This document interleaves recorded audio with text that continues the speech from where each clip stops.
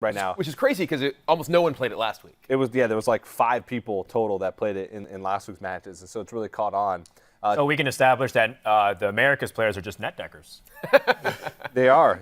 I mean, Tempo Mage is in a similar boat here. It was 11% of the field brought it to EU playoffs, and here in the Americas playoffs, we're seeing that increase to 29% of the field bringing that. So Green Sheep's success with the aggro lineup, I think, put these 2 decks on a lot of people's radar.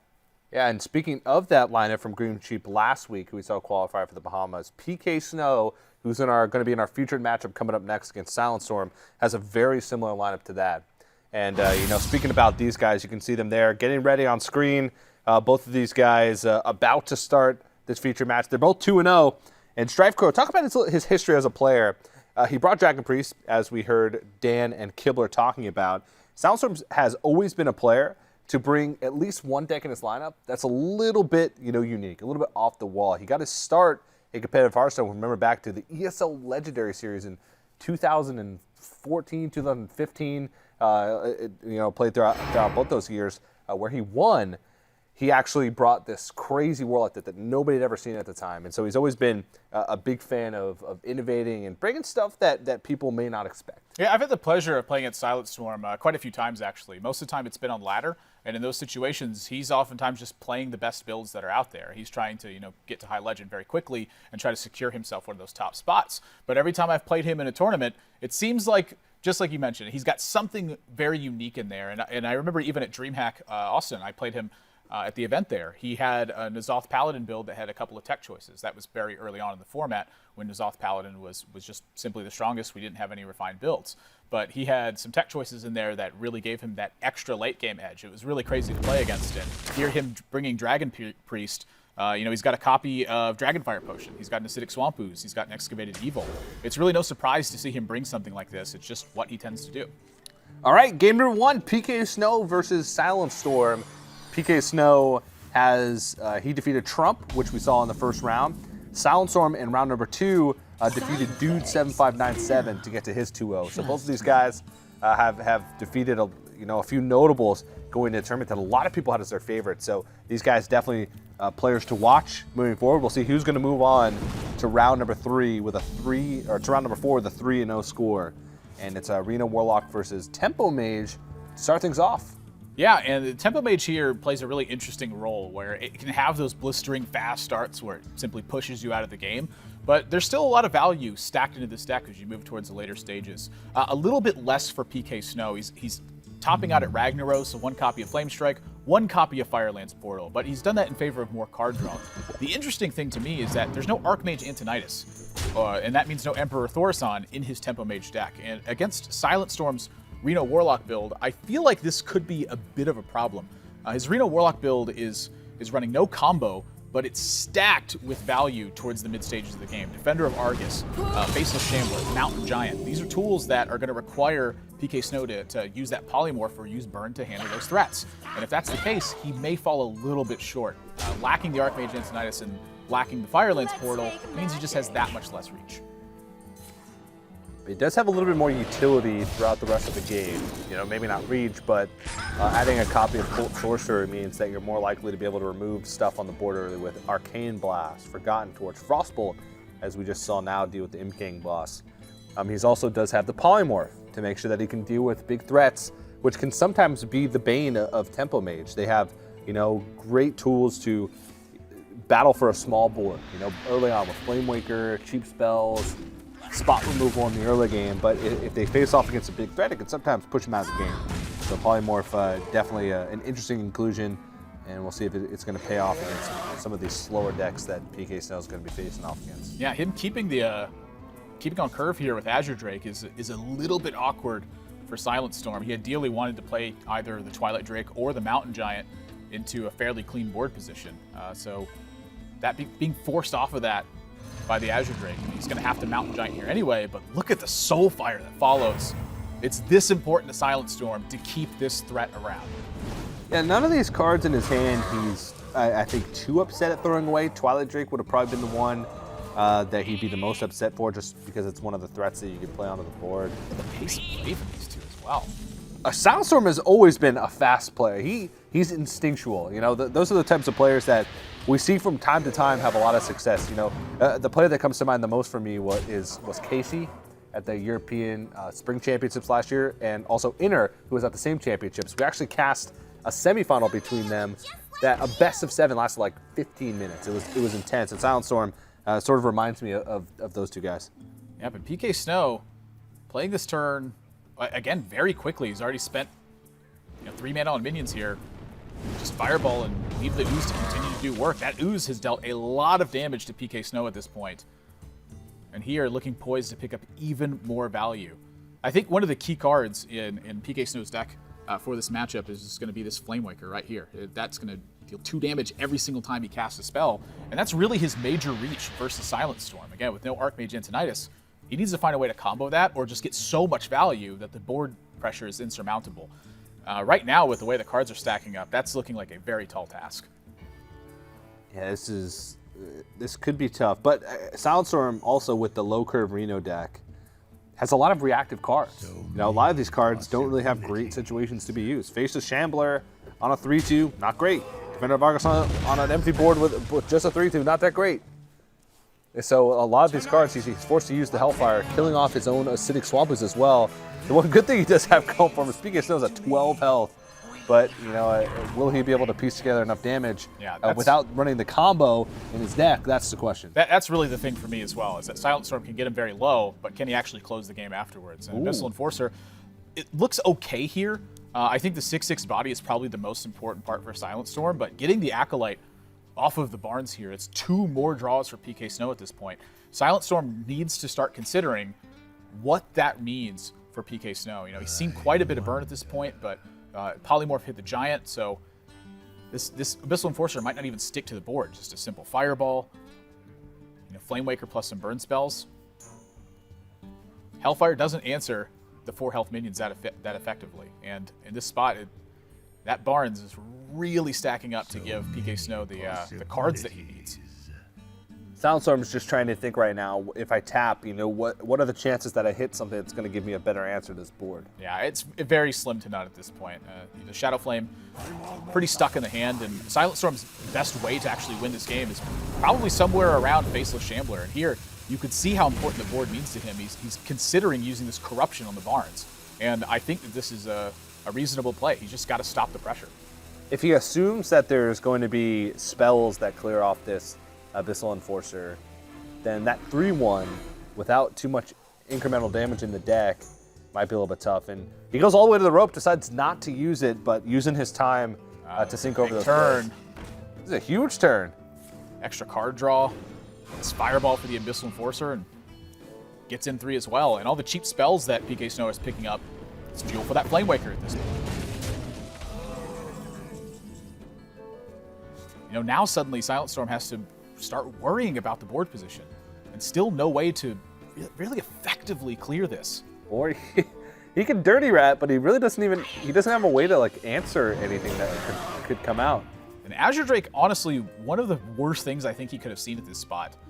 Just the extra damage on board means that Pksnow, if he has any semblance of a Flamewaker hand, is going to be able to start pushing through. I mean, this is looking like it's forcing a Siphon Soul from SilentStorm, and while Azure Drake's one of the biggest minions in the deck to hit, you certainly want to be playing it on your terms and not your opponent's.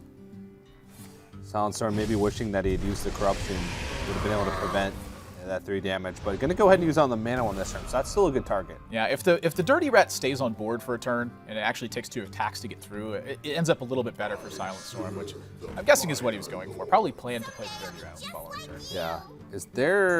There's a lot of damage here. The Mana Worm's going to get buffed to 6. There's going to be 6 total missiles, 3 damage. That's close to lethal damage. It's going to be an extra 4 here, plus 6, plus 3. It's a lot of damage. Not quite. It's 2 damage off, but SilentStorm needs Reno. Well, 1 damage off now, so he needs to heal immediately.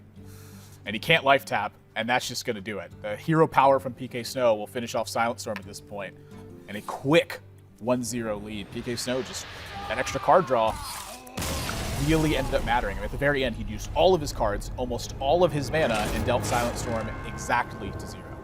Yeah, really nicely played by Pksnow there, and you saw his path to get to this point, defeating Trump, defeating Lucas, who's now a pretty, I don't want to say well-known, at least for much of the Americas, Brazilian player, but definitely has had a lot of success, at least going into 2017. So he's had a tough road so far, but we'll see if he can keep it up against SilentStorm, who, as we all know, is a player to be respected.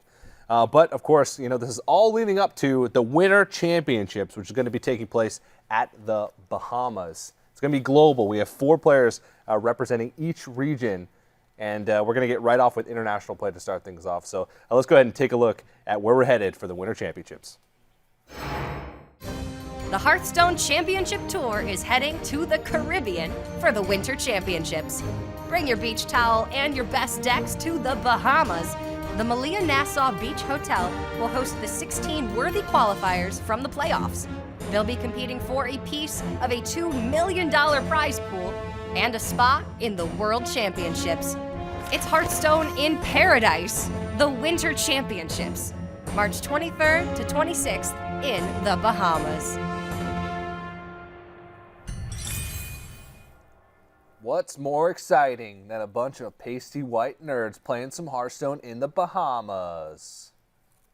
Crowning a champion. I don't know. Not too much, honestly. I'm really looking forward to it. The answer was nothing, Oh, but we'll take that. I get it. I see where you were going with that. Yeah. We're about to jump into game number 2 between SilentStorm and Pksnow. And this match is off to a pretty explosive start. Now, keep in mind that 3-0 is a very important marker to hit in the Swiss rounds because that puts you in a situation where you only need to win a few more matches in your rounds to qualify. And also, if you start to lose, chances are you're 3-0, so your opponents are also going to be 3-0 or around that mark. So you're going to be playing against better opponents, which means your tiebreaker scores later on are going to be better. So every win that you get early on counts a lot. And a good old-fashioned Pirate Warrior mirror. Yeah, oftentimes when you think of Pirate Warrior, you think of these incredibly fast starts and tons of damage just pouring on top of more damage to end the game as quickly as possible. But we saw Amnesiac on the broadcast earlier today. He actually took his opener a little bit slow and got paid in spades because of that. The fact that he was able to answer his opponent's threats adequately meant that he got to squeeze in extra damage later on and force some awkward plays from his opponent. So while this match can boil down to simply having lots of damage in the early game, at times it can be a little bit of a grindy battle where sticking the last threat on board uncontested means that you get that repetitive damage. Yeah, right now it seems like Pksnow is winning sort of that minion battle. He's got a lot more minions in his hand. SilentStorm has a little bit of an awkward hand with double Arcanite Reaper.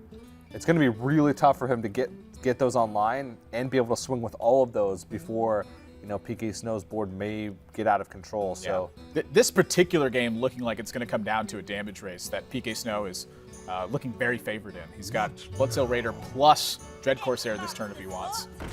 That's a lot of power to get on board, and can start chipping away at the board position as well. I think he's very likely to hang on to the Fiery War Axe and may not even play the Dread Corsair to ensure that he can play Dread Corsair plus Bloodsail Cultist next turn, start beefing up that Fiery War Axe, and really get underway. And this is, I think, part of playing into this plan where he doesn't want SilentStorm to think that he's got this combination. That when he pushes that attack that way, I think that's a feigned attack. I don't think he ever has the intention to do that unless he's playing Dread Corsair. Then he can consider it, but really needs that value. I mean, with this line of play, he almost certainly ensures that he will get a pirate on the board next turn to make sure that he has value with the Bloodsail Cultist. Yeah, it would take Southsea Deckhand from SilentStorm. Yeah, plus a weapon. Right. Plus an additional weapon. So he is going to get that value and can continue rolling. Picks up Mortal Strike, which isn't the best, but there you can see SilentStorm's 2 opponents so far in his 2-0 run. Dude7597 participate in championship last year, as well as Vanquisher, who is maybe a player that a lot of people don't know, but he's been in the scene for a long time. Hasn't had much success, but one of these days he's going to have a breakout performance. Yeah, it just, it only takes one, and that's the nature of the tournaments here. It's perseverance that eventually gets those wins. You play well, and eventually the cards are going to fall your way. The players who perform consistently over the long term, those are the ones to look out for. Pksnow here, I think, really wise to actually take care of this N'Zoth's first mate. This really ensures that SilentStorm is going to have a tough time if he's got Bloodsail Cultist in hand. And one of the ways Pksnow could fall out of this matchup is simply SilentStorm getting extra value on the Fiery War Axe, start chipping away at minions. And now, at this point, he's just fallen so far behind on board. Look at how much life he's having to pay to handle, and look at his turn, yielding initiative back over to Pksnow. He does have double Fraud Berserker and double Arcanite Reaper, so if his health total stays reasonably, high, above 15, he might be able to get those Fraud Berserkers online and start chipping away at minions with these Arcanite Reapers. Yeah. But Pksnow's representing 21 damage if each of these cards connects one time. all right, yeah. That thing I said about maybe being able to protect those Fraud Berserkers with Arcanite Reapers, not going to happen with this hand for Pksnow. Yeah, I mean, at this point, the Bloodsail Cultist just 3 extra damage, and SilentStorm would have to use a resource to take care of it. I think he's likely to just simply place 2 Frothing Berserkers on board and hope that the chain of events can go right. He's going to choose to Arcanite Reaper and play defensively, and this also may be one of his best bets too, just to hope Pksnow's hand is loaded with weaker cards, but it is definitely not weaker cards. It is just entirely stronger cards. Yeah, this is going to be 12 damage coming in this turn. He's going to put SilentStorm down to 2. Yeah, that's just game. There's no way that SilentStorm draws anything that can get him out of this. I mean, even taunts at this point can't get the job done. Well, he could deal 6 damage with Moral Strike. That's the one bright side. So Pksnow going to have Miracle Rogue left to fight against SilentStorm. So maybe not a strong matchup against the Pirate Warrior that SilentStorm has, but against SilentStorm's Dragon Priest, against SilentStorm's Reno Warlock with a lower curve and no combo damage. That Miracle Rogue is looking poised to have a favorable matchup against 2 of SilentStorm's 3 remaining decks. Even if all 3 were unfavorable matchups, you're still favored to win if you're up 2-0 in a series. Right. Just because you're bound to win one of those unfavorables at some time. So Pksnow off to that's a blazing start. He's up 2-0. We've only been in this match for like 10 minutes. That's the nature of some of those Pirate Warrior games. They just get underway and start punching. In the Tempo Mage game, again, just everything panned out really well for him with the extra card draw from Barnes. Mm-hmm. So if those decks piece together the damage, they will close the game as soon as they have an opportunity to. Yeah, the power of this sort of, we've dubbed it the aggro lineup, even though maybe it's not necessarily full aggro. It is, we've dubbed it the aggro lineup. It's very similar to Green Sheep's. He is running Jade Shaman. I'm talking about Pksnow here. But a lot of players have ran this lineup compared to Europe in the Americas, and a lot of those players are having a ton of success. A lot of the notable 2-0s that we showed you earlier are running the aggro version. So it's a powerful lineup. You can really punish some of these slower control decks. You're forcing the Renos to draw Reno on 6. You're forcing Renos to also tech their decks with a lower curve, which means that that maybe they don't feel like they have the ability to. Maybe they feel like they need to play more greedy to have counters against the control decks. But I'm definitely liking this full aggro lineup. Yeah, and something else to consider too is that the greedy control decks are the ones you're going to prey on if they get to the later stages of the rounds. If the control decks that are tailoring more for the early curve are running into the greedier Reno control decks, if you're putting up wins, you're more likely to face the greedier control lineups. So it's like a snowballing effect where if you get the right matchups early, you're bound to get some of the right matchups later on as well. If it starts to succeed, it's very likely to put you in that top 8 spot. All right, well, match point here for Pksnow with the Miracle Rogue. Just needs to win once against one of these 3 remaining decks from SilentStorm. And the opening hand from SilentStorm, not the greatest. No weapon in sight. Sousy deckhand, not a prime minion in this matchup, but he does land the Small-Time Buccaneer. So this is a bit of a threat to Pksnow. And it's looking like his hand is fairly strong to fight back, though. He's already got Eviscerate. He's got 2 Pillager. He's got Questing Adventurer. He's not too far off of having the tools to really fight against SilentStorm, and a heavy draw means that SilentStorm slowed down. If he armors up on turn 2 here, this could easily give Pksnow a huge edge. Yeah, both of these decks really love playing on the point. Rogue, of course, because of the combo effects and, just because of, cheating out big stuff. And Pirates, because they have 1-drops and 3-drops. There's not many 2-drops in the deck besides Fire War Axe and Raider. So, Sousy Captain picked up. Yeah, I think this might yield a Questing Adventurer from Pksnow. Sousy Captain on its own doesn't represent too much.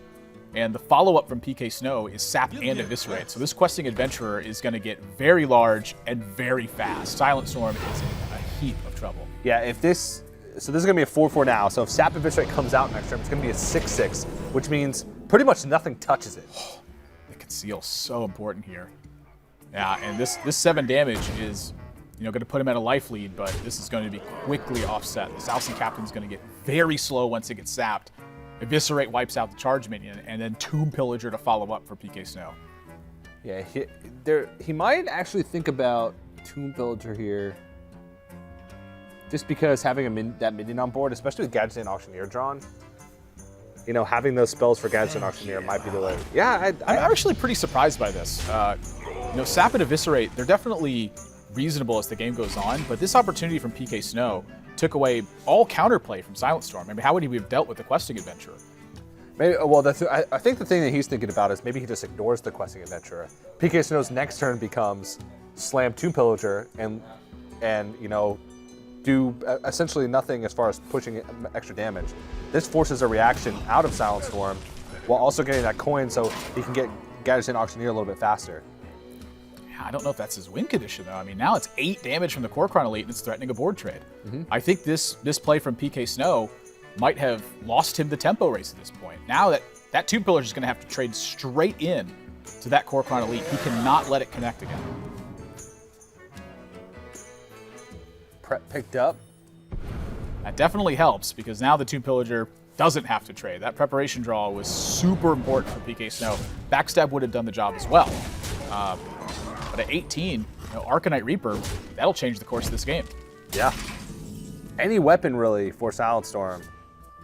Still no weapon. Celestia Deckhand not activated. Bloodsoul Raider effectively not activated. Dread Courser expensive. I'll tell you what, my goodness. Any weapon is going to be so good for SilentStorm, and he's got plenty of them to draw. Even the N'Zoth's First Mate weapon, I think, is reasonable here. There's already 8 in hand for SilentStorm after the Heroic Strike takes place. So Pksnow at 14 with 8 points of burst, just a couple cards away from getting that job done. Pksnow probably about 3 turns away from lethal, unless he picks up some pretty big damaging spells here, or minions. And SilentStorm's doing the math on that as well. He's trying to figure out whether or not he needs to armor up right now, or simply just play the Bloodsoul Raider. And since there's so many factors that change that, I think he's right to simply develop the board. Pksnow's going to want to take care of that very often, and when that's the case, SilentStorm buys that extra health in the form of a pirate that is otherwise pretty dead right now. Yeah. Pksnow just going to slam the Gadget Auctioneer that forces a reaction, or SilentStorm has to concede the fact that he's going to lose. Like, he's showing all of his minions!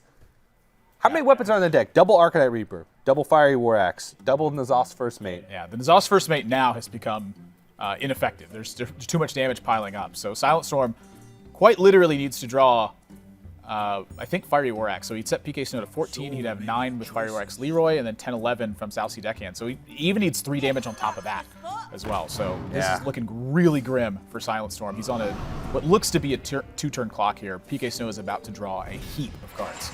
I wonder where this Heroic Strike is going. Oh, no! I think it's necessary at this point. SilentStorm will lose the game if Pksnow has a big string of draws. So that is brutal. He's really hoping to draw almost specifically Arcanite Reaper at this point. Questing Adventurer found for Pksnow as well. So if he takes the 2 and attacks face, oh my. Can he set up a 2-turn? 9, 10, 11, 12, 13, 14, 15. I mean, it looks like he's got the damage to close this, but SilentStorm does have armor up and another South Sea Deckhand drawn.